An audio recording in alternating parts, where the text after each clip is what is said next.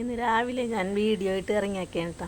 ഇന്ന് രാവിലെ ഒരു 5:30 ആയപ്പോഴേക്ക് ഇന്ന് വീഡിയോ എടുക്കാൻ വേണ്ടിയിട്ട്. എന്ന് വെച്ചാൽ രാവിലെ എടുത്താലേ നമുക്കിത് ചെയ്യാൻ പറ്റുള്ളൂ. അപ്പം നമ്മുടെ അപ്പുറത്തെ വല വലിക്കുന്ന ചേട്ടനുണ്ടോ, പുരുഷൻ ചേട്ടൻ. ആ ചേട്ടൻ എന്തോ കോരണേറ്റെന്നു. ചേട്ടൻ രാവിലെ വരും, ഒരു 6:30 ആകുമ്പോൾ എത്തുവിടാം. അങ്ങനെ കുറച്ച് നമ്മുടെ പനീർ റോസ, ഈ റോസകളൊന്നും നമുക്കിപ്പോൾ പിടിക്കണില്ല. ഈ പനീർ റോസ മാത്രമേ ഉള്ളത്, മഴക്കാലത്ത് മാത്രമേ പൂവിട്ട് തന്നെയുള്ളൂ. പിന്നെ ഈ ചെത്തി എനിക്ക് ഭയങ്കര ഇഷ്ടമുണ്ട്. ചെത്തി നമുക്ക് പൂവുണ്ടായി കാണിച്ചെന്ന ചെത്തിയാണ്, ഒന്ന് ചെയ്യാണ്ട് ഒരു പൂവുണ്ടായി കാണിച്ചാണ്. പിന്നെ ഇതിൻ്റെ പൂ കൊഴിഞ്ഞു പോയ ആ കൂമ്പുണ്ടല്ലോ, അത് ഞാൻ വെട്ടിക്കളയാൻ കേട്ടോ. കണ്ട അതിൻ്റെ അടിയിൽ 2 കൂമ്പ് കൂടി വന്നിട്ടുണ്ട്. ഞാൻ എപ്പോഴും ഈ ചെത്തിരരിയത്ത് ചുറ്റിപ്പറ്റി നിൽക്കാറുണ്ട്, എനിക്ക് ഭയങ്കര ഇഷ്ടമാണിത്. അങ്ങനെ ഇന്നത്തെ രാവിലത്തെ കാര്യങ്ങളാണ് ഇതൊക്കെ. പിന്നെ അതിൻ്റെ അരിയത്ത് ഒരു ഓർക്കിഡ് ഉണ്ട്. എന്താ ഈ ചെത്തി നല്ല ഭംഗിയായിട്ട് നിൽക്കുകയാണ്. ഇത് ഞാനിങ്ങനെ കുറേ നേരം വന്ന് നിൽക്കും, രാത്രി നോക്കിക്കും. അതുപോലെ ഇതേ ഓർക്കിഡ്, ഇത് മാത്രമാണ്, ഈ ഓർക്കിഡ് മാത്രമാണ് പൂ വീറുന്നുള്ളൂ, വേറെ ഓർക്കിഡുമൊന്നും പൂ വീറുന്നില്ല. പിന്നെ ഞാനിന്ന് നമ്മുടെ മുളകിനൊക്കെ ഒന്ന് വളർന്നു കുറച്ച് ദിവസം ഇരിക്കണത്. അപ്പോൾ അതിനുള്ള ഒരുക്കത്തിലാണ്. അതിന് ചേട്ടൻ കമ്പോസ്റ്റ് എടുക്കാൻ പോയാക്കിയാണ്. നമ്മുടെ വീട്ടിൽ ഉണ്ടാക്കണ കമ്പോസ്റ്റ് ഉണ്ടല്ലോ, അതെടുക്കാൻ പോയാക്കിയാണ്. അതിൻ്റെ ഇടയ്ക്ക് ഞാൻ ചെയ്യുന്ന പണികളാണ് ഇതൊക്കെ.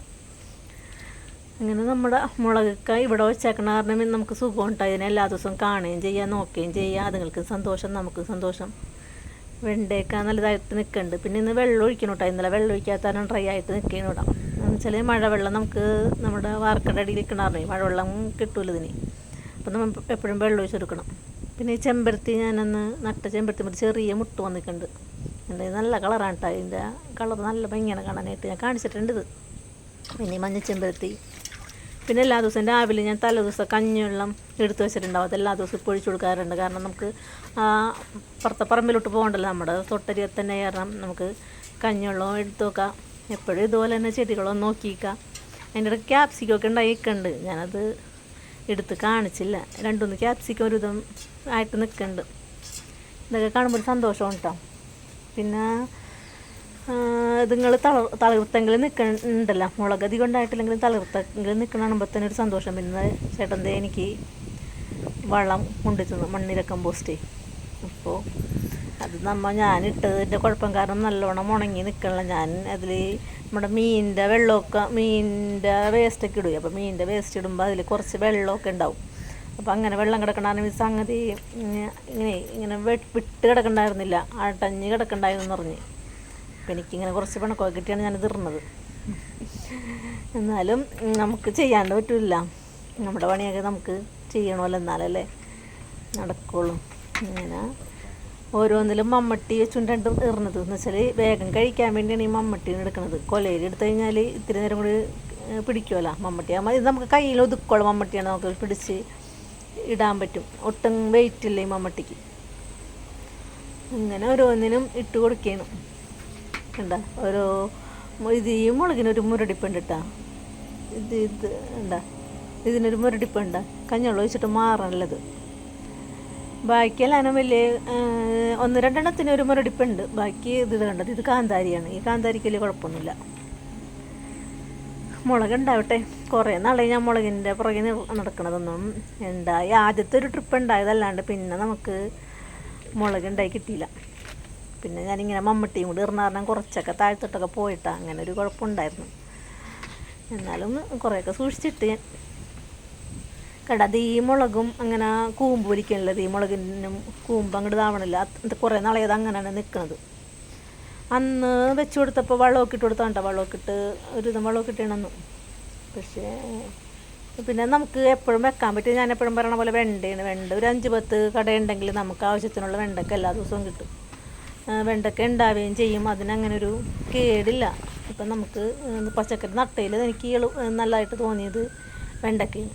അതിപ്പോൾ നമുക്ക് ഇടയ്ക്ക് എടുക്കുക, സാമ്പാറിൽ ഇടാനാ എന്തെങ്കിലും കറിയിൽ ഇടാനൊക്കെ നമുക്ക് എടുക്കുകയും ചെയ്യാം. ഇങ്ങനെ അതിനെ നമ്മളങ്ങനെ നോക്കണ്ട, അതിന് ഇത്തിരി വളമെങ്കിലും ഇട്ട് കൊടുത്താൽ മതി.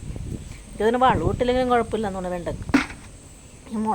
മുളകാണ് പ്രശ്നക്കാരൻ. പിന്നെ ഞാൻ ആ മണ്ണൊക്കെ ഒന്ന് ഇളക്കി കൊടുക്കേണ്ട, ഈ വളം ഇട്ടിട്ടേ മണ്ണും വെള്ളവും കൂടി. ഈ മണ്ണിര കമ്പോസ്റ്റ് ആയ കാരണം നമ്മൾ ഇത്തിരി കൂടുതലിട്ടാലും കുഴപ്പമൊന്നുമില്ല കേട്ടോ.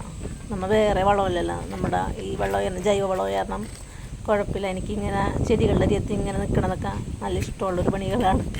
വേറെ എന്ത് പണി എടുക്കാൻ മടിയാണെങ്കിലും എനിക്ക് ഈ ചെടിപ്പണികളിലോട്ട് കടന്നു കഴിഞ്ഞാൽ ഞാനിവിടെ നിന്ന് എടുക്കും ഓരോ കാര്യങ്ങളൊക്കെ.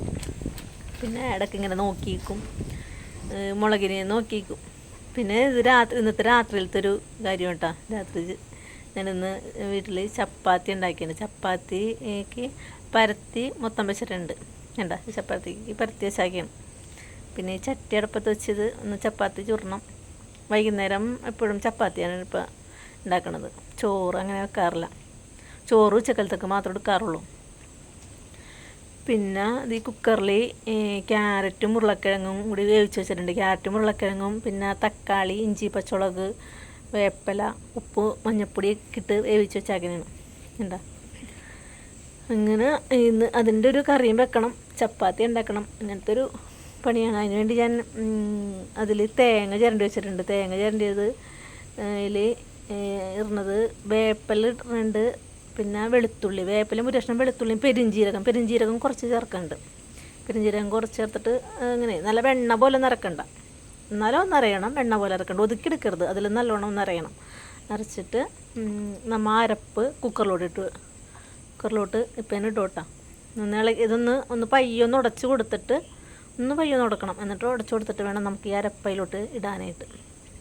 അരപ്പ് ഇട്ടിട്ട് തീയൊന്ന് കത്തിച്ച് വല്ലാണ്ട് തിളപ്പിക്കണ്ട.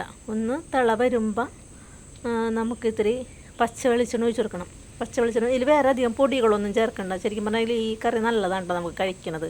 ഇതിൽ ഞാൻ വെണ്ടയ്ക്കയും ഇട്ടിട്ടുണ്ട്. നമ്മുടെ തോട്ടത്തിലുണ്ടായ ഒരു വെണ്ടയ്ക്ക ഉണ്ടായിരുന്നു, അതും ഇട്ടിട്ടുണ്ട്.